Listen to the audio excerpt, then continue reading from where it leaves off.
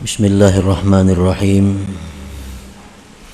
Alhamdulillahilladzi nawwara qulubaz zahidin binuril ma'rifati wal yaqin fatakhsha'a qulubuhum li rabbil alamin.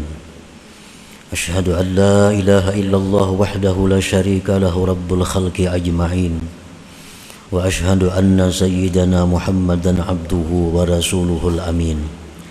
Allahumma salli wa sallim ala sayyidil awwalin wal akhirin imamiz zahidin al-arifin sayyidina maulana Muhammadin sayyidil anbiya wal mursalin wa ala alihi wa sahbihi wa dzurriyyatihi wa atba'ihi ila yaumiddin, amma ba'du. Yang kita hormati dan kita cintai para habaib dan para alim ulama, para muhibbin, hadirin hadirat rahimakumullah.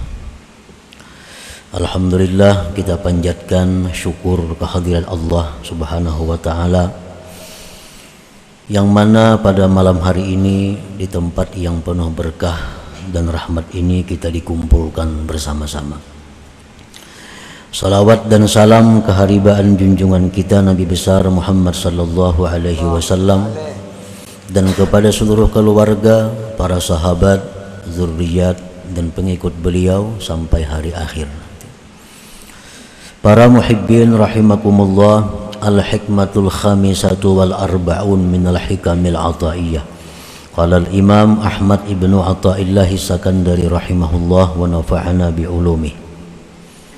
Hikmah yang ke-45 dari kitab Al-Hikamil Ataiyah, berkata Imam Ahmad bin Athaillah As-Sakandari rahimahullah, ma qalla amalun baraza min qalbin zahid wala kathura amalun baraza min qalbin ragib.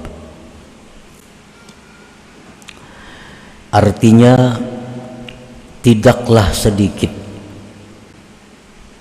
amal ibadah yang terbit daripada hati orang yang zuhud, dan tidaklah banyak amal ibadah yang terbit daripada hati orang yang gemar kepada duniawi. Itulah terjemahnya hikmah yang ke-45 ini. Ibadatul zahid wa in qalla bil hissi katsirun bil ma'na was thawab, wa ibadatur ragib wa in katsura bil hissi qalilun bil ma'na was thawab. Artinya, ibadah dari orang yang zuhud, ibadat dari orang yang zuhud, sekalipun sedikit kelihatannya, tetapi banyak pada makna dan pahalanya. Orang zuhud itu beramalnya sedikit saja, tapi pahalanya banyak, nilainya tinggi. Wa ibadatur ragib, dan ibadat dari orang yang gemar dunia, sekalipun ibadat itu banyak kelihatannya, tetapi sedikit pada makna dan pahalanya. Nah, itulah penjelasan daripada hikmah yang ke-45 ini.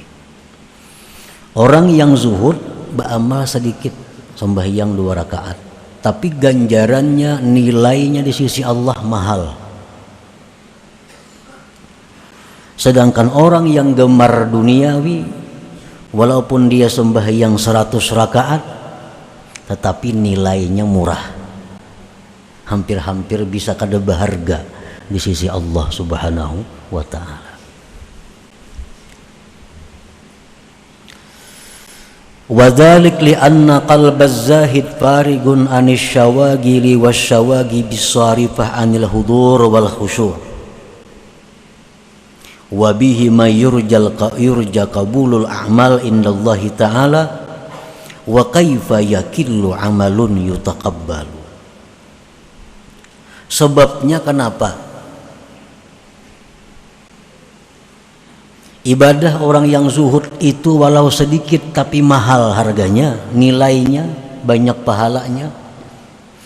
Karena hati orang yang zuhud itu lapang dari kesibukan, kegemaran yang memalingkan dari hadir dan khusyuk. Dengan hadir dan khusyuk itu diharapkan amalnya diterima Allah. Dan bagaimana dikatakan sedikit kalau amal itu diterima di sisinya. Nah, itu sebabnya kenapa ibadah orang zuhud itu larang, Tuhan menghargai. Karena hati mereka itu sewaktu beribadah kepada Allah, hati mereka hadir dan khusyuk. Hati mereka kosong dari pikiran-pikiran duniawi yang memalingkan daripada kekhusyuan itu. Wa qalbur ragib mashhunun bisyawagil wasyawagib wal khawatir as-sarifati anil hudur wal khusyu' wa bi'adamihi makaifa yurjal qabul.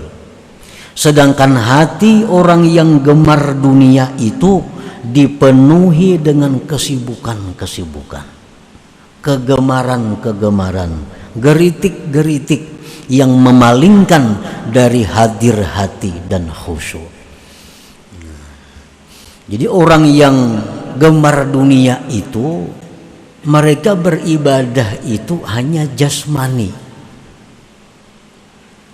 tetapi hati mereka tidak ikut beribadah.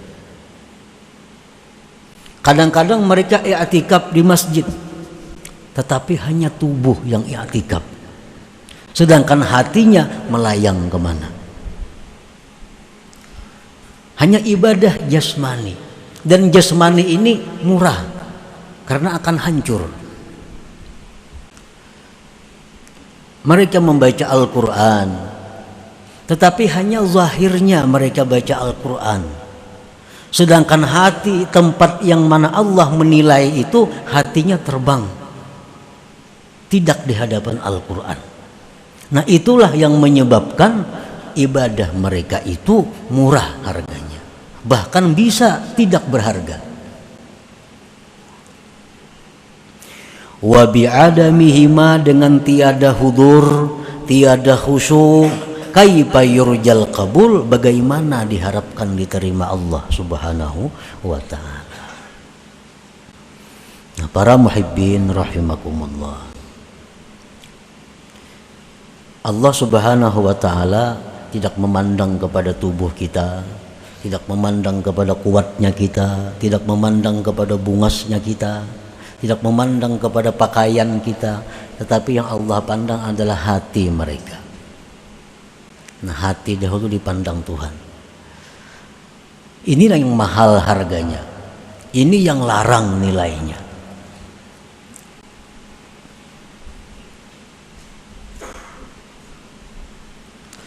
Waqad qala an-nabi sallallahu alaihi wasallam, la yaqbalullah min abdin amala hatta yashhada qalbuhu ma'a badanihi.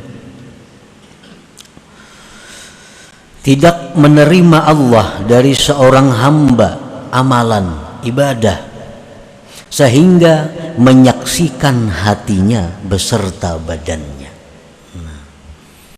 Jadi Allah kadang menerima amalan kita ini, yang mana hati kada ikut beramal, hanya badan yang beramal. Allah kada menerima itu.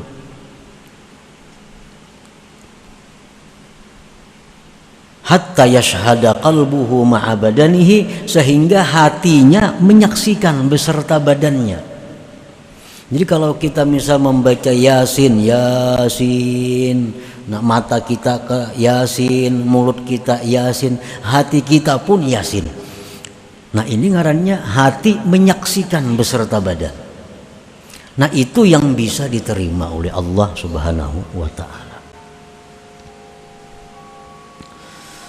Qala Nabi sallallahu alaihi wasallam kam min qa'imin hazzuhu min salatihi ta'abu wan nasab arada bihil ghafil. Berapa banyak orang yang berdiri sembahyang, tetapi ujar Nabi bagiannya dari sembahyang itu cuma lapah dan susah payah. Berdiri semalaman sembahyang, tapi kada dapat apa-apa, hanya dapat lapah uyuh. Nah, Nabi menghendaki dengan ini adalah orang yang ghafil, orang yang lalai, orang yang lupa.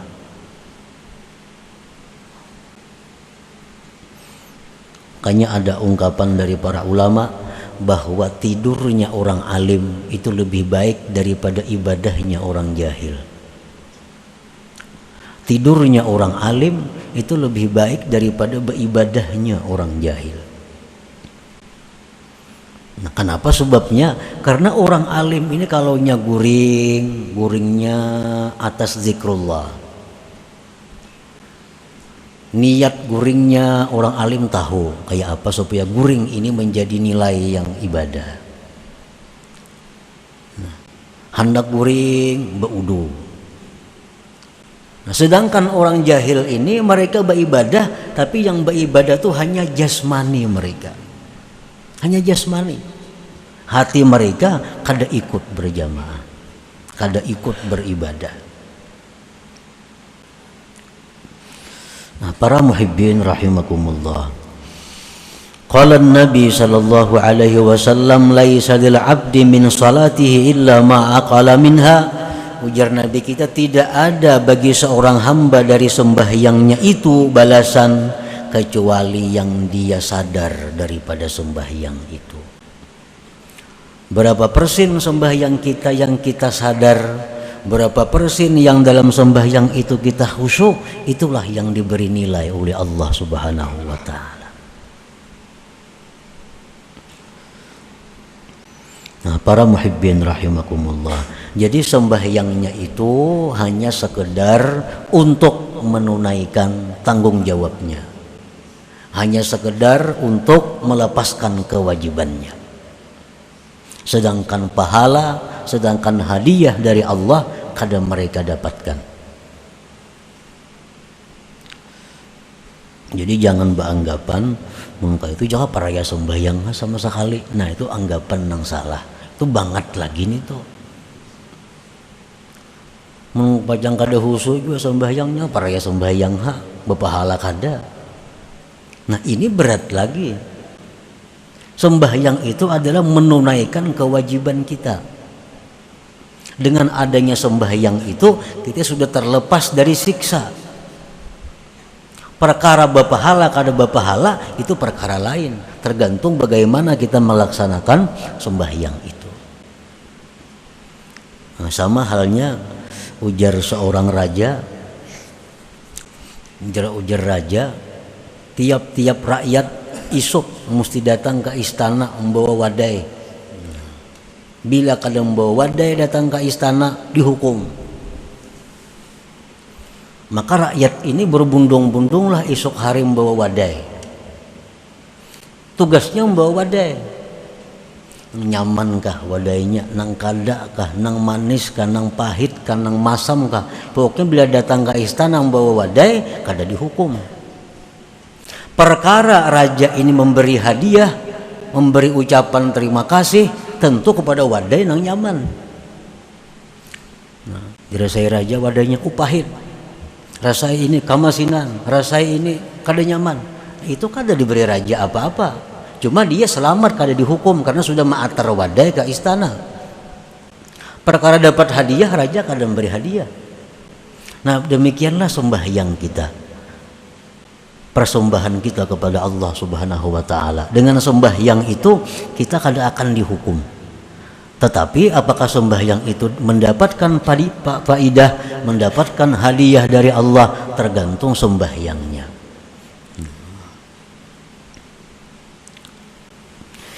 Para muhibbin rahimakumullah, wa bihima tasirul a'mal mudha'afatal ajri zakimatin aliyah indallah ta'ala. dengan hudur dan khusyuk, jadilah amal itu dilipat gandakan pahalanya, punya nilai yang tinggi di sisi Allah Subhanahu wa taala. Makin hebat orang ini khusyuknya. Khusyuk itu macam-macam pulang tingkatannya. Ada khusyuk yang permulaan, ada khusyuk pertengahan, ada khusyuk tingkat yang tinggi. Nah itu lain-lain lagi Allah memberikan ganjaran kepada mereka itu.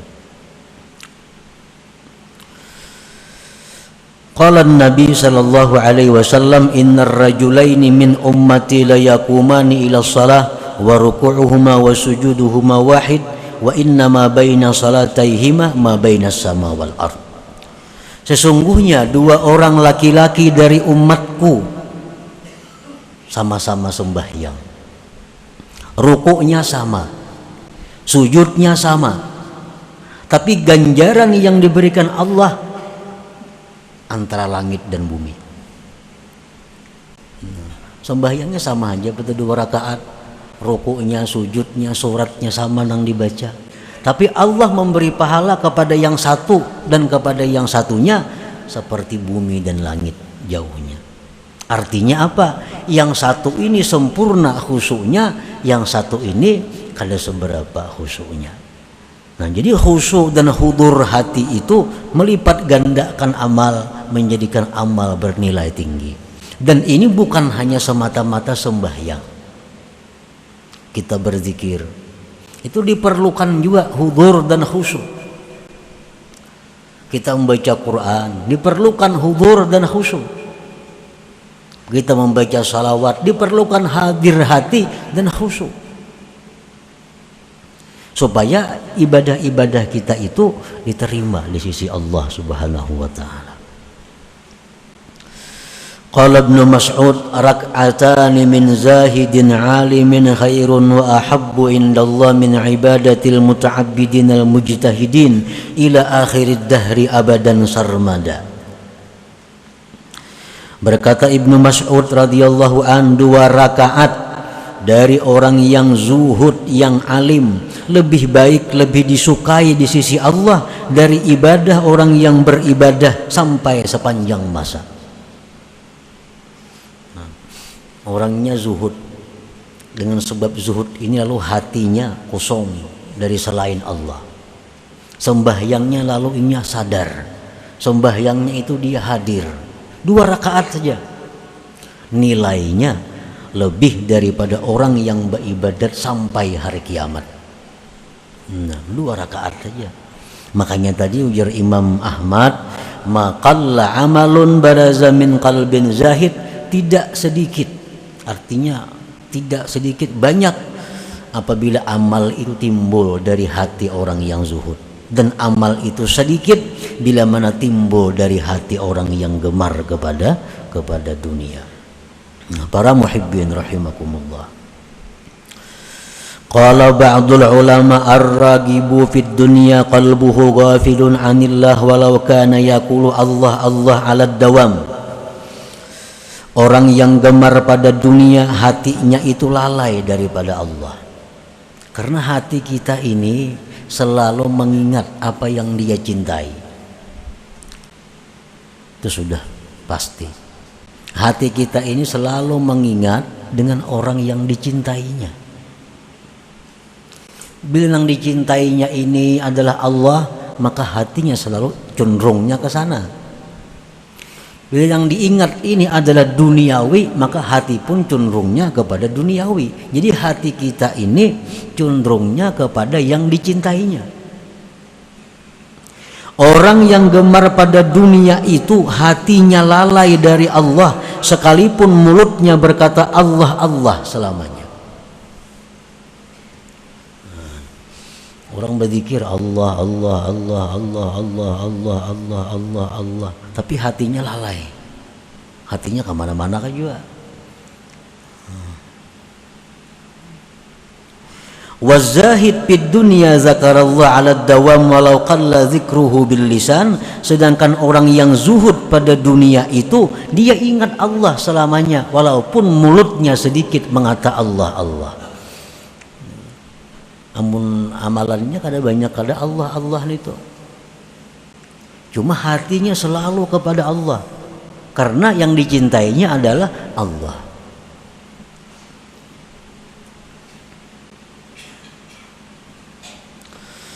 Wa ma mathalu ibadati zahid ma'a qillatiha bil hissi wa kathratiha bil ma'na wa ibadati ragib ma'a kathratiha bil hissi wa qillatiha bil ma'na illa karajulaini ahdaya lil malik ahaduhuma ahdaya kutatan sabiyatan saghiratan wal akhar ahda sakhratan kabiratan katsirah fala syakka annal malik yaqbalu yakutatan wa yukrimu muhdiyaha wa yaruddu sakhratan kabiratan katsirah wa yuhinu muhdiyaha. Tidak adalah perumpamaan ibadah orang yang zuhud serta sedikitnya ibadah itu dan banyaknya arti pahala, dan ibadah orang yang gemar dunia serta banyaknya pada penglihatannya dan sedikit pada maknanya, melainkan seperti dua laki-laki, yang satu memberikan kepada raja yakut yang bersih yang kecil. Ini dua laki-laki nang saekung ini memberi raja batu permata yakut bersih halus saja kayak burung puyuh, kayak hintalo burung puyuh. Nang satunya ini datang kepada raja membawa satrak batu, satrak batu, batu gunung. Datang ke istana membawa truk, sekalinya batu dalamnya. Ada nang saya kung datang balimbay aja dalam kantong aja, kayak kalau burung puyuh tapi yakut. Nah, maka tidaklah ragu-ragu bahwa raja itu pasti menerima yakut dan memuliakan orang yang memberi hadiah itu.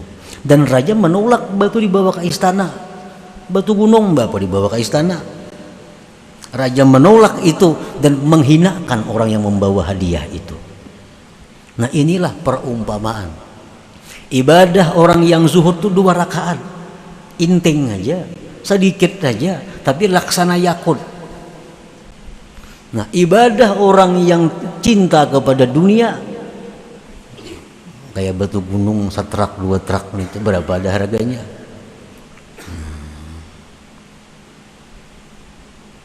Nah, itulah perumpamaan ibadah dari manusia yang dipersembahkan kepada Allah Subhanahu wa taala.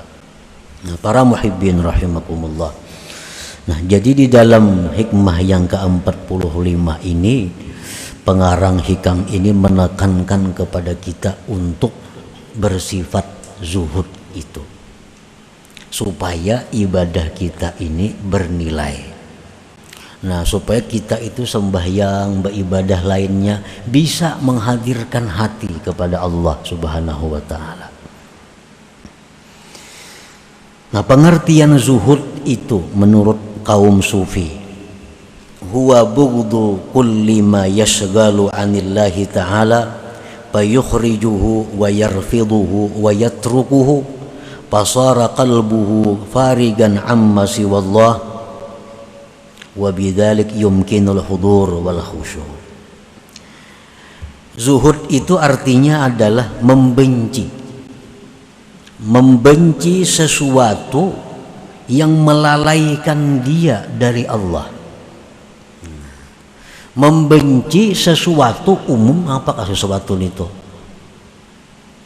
Membenci sesuatu yang membuat dia lupa kepada Allah, maka dia keluarkan dari hatinya, dia buang dari hatinya, dia tinggalkan daripada hatinya, sehingga hatinya itu kosong dari selain Allah Subhanahu wa ta'ala. Nah, ini pengertian zuhud itu. Bukan artinya zuhud itu miskin, kada tentu. Bukan zuhud ini harus fakir, kada. Orang kaya bisa zuhud. Karena zuhud ini perkara hati. Hatinya itu membuang hal-hal yang bisa melingahkan, melalaikan dia daripada mengingat Allah. Nah, itu dibuang.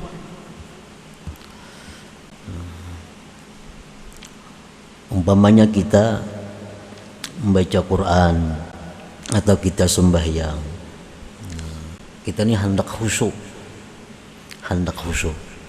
hendak hadir hati kita nih, Allahu Akbar sembahyang.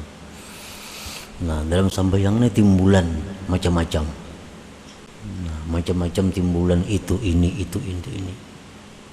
Nah, berarti nang timbulan-timbulan itu yang menyebabkan kita lengah. Nang timbulan-timbulan itu yang menyebabkan inya lalai. Nah, nang timbulan itulah nang satu persatu kita kurangi.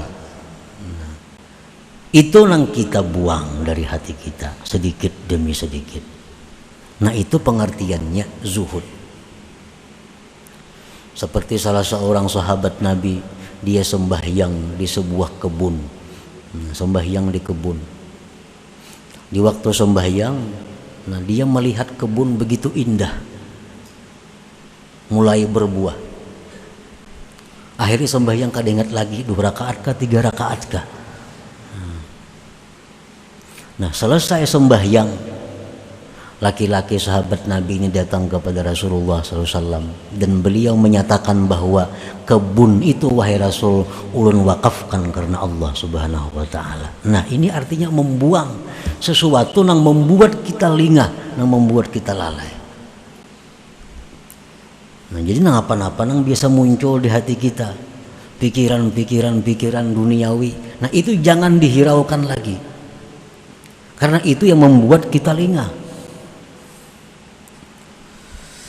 Nah, para muhibbin rahimakumullah. Jadi bukan berarti zuhud itu kita harus membuang harta seluruhnya, bukan.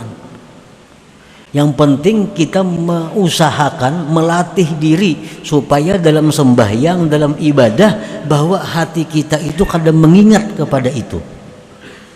Jakanya kalau kita diatur nih, nah, kita sembahyang ini di masjid. Nah, di masjid semuaan, awak di masjid, hati di masjid, mata di masjid, telinga di masjid. Nah, kalau kita rahatan membaca Quran, semuaan kita membaca Quran. Nah, itu nang bisa mengolah kita khusyuk. Itu nang ngarannya kita hadir hati. Selama hati kita ini terpisah dari badan kita, kemana hati itu hinggapnya? Nah, di situ nang perlu kita latih, nang perlu kita tinggalkan sedikit demi sedikit. Nah, selama kita masih mengingun itu, memelihara itu, kita akan bisa khusyuk, akan bisa hadir dalam setiap ibadah kita. Dan ibadah kita kadang akan bisa bernilai tinggi, bernilai besar di sisi Allah Subhanahu wa taala. Nah, para muhibbin rahimakumullah, ada usaha kita. Usaha kita ini nang kada kita pikirkan tapi hasilnya bagus. Padahal kita kada suah memikirkan usaha itu. Hari-hari berjalan normal, duit masuk, barang jalan. Pikiran kita kada mengarah ke sana. Nah, ini usaha yang diberkati Allah.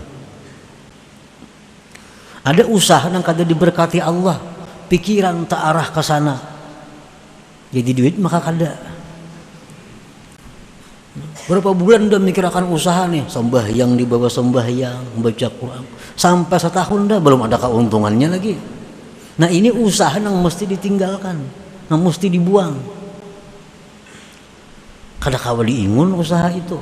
Ini yang maulah kita lengah, lalai daripada Allah Subhanahu wa taala. Zuhud bukan melarang kita berusaha. Zuhud bukan melarang orang jadi kaya. Tetapi zuhud ini intinya adalah mengeluarkan dari hati setiap yang membuat kita lupa kepada Allah Subhanahu wa taala. Nah, itu yang kita keluarkan. Nah, para muhibbin rahimakumullah, selanjutnya hikmah yang ke-46. Ila hadratin Nabi sallallahu alaihi wasallam. Al-Fatihah.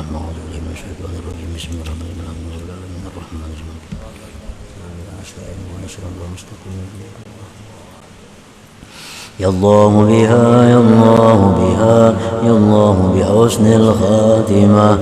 Ya Allah biha, ya Allah biha, ya Allah bihusnil khatimah.